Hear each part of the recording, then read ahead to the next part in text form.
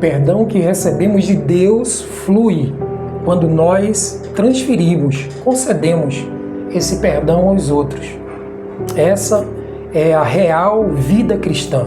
É uma vida de confluência, uma vida de reciprocidade.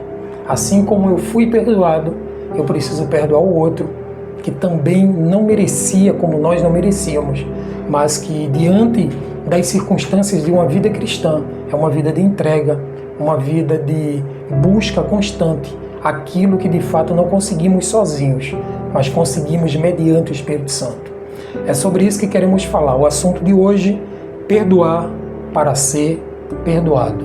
O texto que eu queria trazer para a nossa meditação está lá em Mateus 6, logo depois daquela oração do Pai Nosso, que Jesus fala e ensina para os discípulos, no versículo 15, é ali onde nós iremos tirar nosso devocional. Diz assim: se, porém, não perdoarem aos outros as ofensas deles, também o Pai de vocês não perdoará as ofensas de vocês. Note aqui que existe uma questão de reciprocidade. Existe até uma questão da lógica envolvida aqui nesse versículo. Existe uma preposição ali chamada se, condicional. Ou seja, só acontecerá algo em nossa vida se fizermos algo no sentido de transmitirmos, concedermos aquilo que de graça também foi concedido para nós.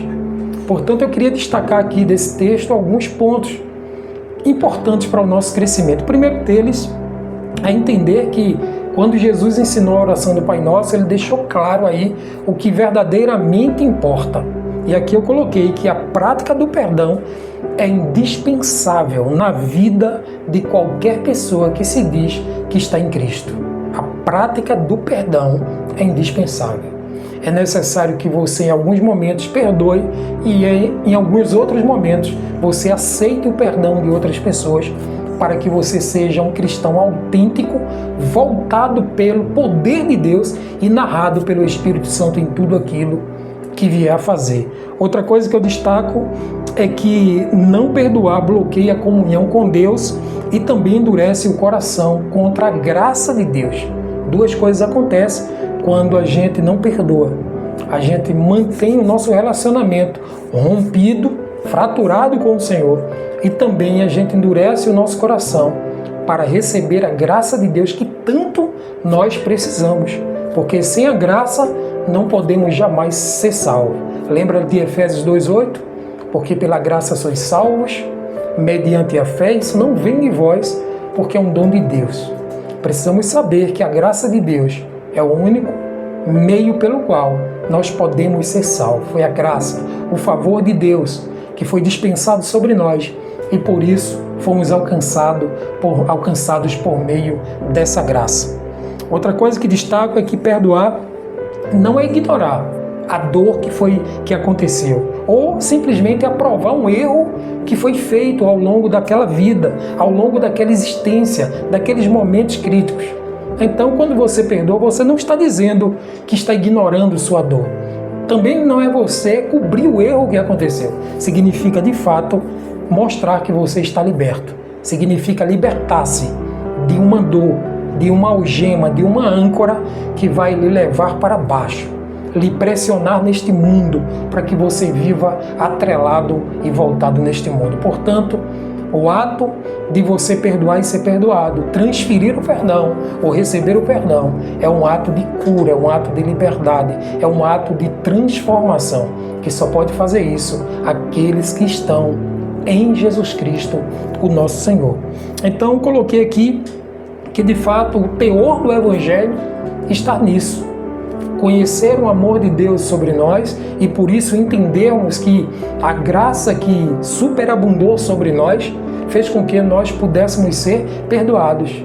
E em contrapartida, entender que por esse mesmo Evangelho, ele denota para nós que precisamos transferir e conceder aquilo que recebemos do Senhor para a vida dos nossos irmãos. Portanto, quando falamos aqui de perdoar, estamos falando não só de obedecer, mas viver em dois pilares. O primeiro pilar, de liberdade. Você tem a liberdade de perdoar ou não o seu irmão.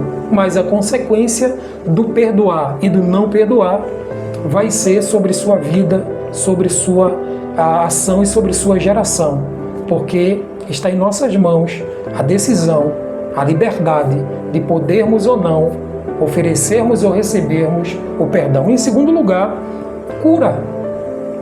Quando a gente fala de perdoar, a gente está falando de cura. Você não só se curará, mas você oferecerá a cura ao outro. Implica dizer que você vai viver sarado, restaurado, transformado, não mais aprisionado por uma culpa, por um medo, por uma situação de conduzir gente nas suas costas ao longo da sua jornada, porque você vai liberar aquela pessoa em nome de Jesus.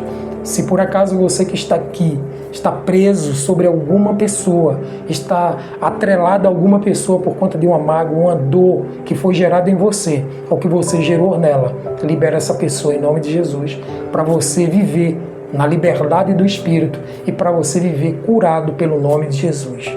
E assim, eu finalizo esse momento de devocional trazendo para nós aqui 3 formas de nós vivermos curados, restaurados no caminho do perdão. A primeira ação prática que eu e você, nós precisamos tomar é: examine seu coração e libere o perdão. É exatamente isso que eu falei. Você precisa liberar, libere perdão, libere pessoas, desde que as pessoas sigam os seus caminhos, e você vai viver muito melhor, muito mais curado e curada pelo sangue de Jesus. Olha, eu quero dizer para você que em Efésios 4:32, a palavra de Deus é clara. Olha o que diz: sejam bondosos e compassivos uns para com os outros, perdoando-se mutuamente, assim como Deus os perdoou em Cristo. Então, o perdão mútuo é necessário numa vida cristã, numa vida em que reconhecemos Jesus, que nos perdoou, nos sarou, nos libertou e agora estamos sobre o crivo da liberdade e não da escravidão. O segundo passo para nós aplicarmos em nossa vida aqui e vivermos uma vida de perdão profundo no Senhor é lembrar-se do quanto você foi perdoado por Deus. Faça uma retrospectiva, olhe para trás. Veja o que Deus já fez por sua vida, o que Ele proporcionou para você, o perdão que Ele já gerou na sua vida. E você vai fazer com que aquilo ali seja cura para você, liberando também para outros. Diz a palavra de Deus em Colossenses, capítulo 3 e versículo 13. Suportem-se uns aos outros e perdoem as queixas que tiverem uns contra os outros. Perdoem como o Senhor lhes perdoou. O perdão do Senhor deve estar sobre a sua vida. E você deve transferir esse perdão sobre a vida do outro, em nome de Jesus. Em terceiro e último lugar, ore por aqueles que te ofenderam em algum momento da história, geraram palavras de ofensa, palavras que trouxeram má reputação. Ore por ela, para que Deus haja no seu coração e libere perdão sobre essas pessoas, para que não só ela seja curada, mas você também seja alcançado e alcançada pela graça do Senhor. Olha o que diz a palavra de Deus em Mateus 5:44. Mas eu lhes digo, ame os seus inimigos e orem por aqueles que os perseguem. Ore por todos aqueles que perseguem você, que lhe ofenderam, que lhe trouxeram mágoas, que machucaram o seu coração, e libere essas pessoas em nome de Jesus. Hoje a palavra foi perdão. O livro que eu queria que você meditasse é Mateus, no capítulo 6.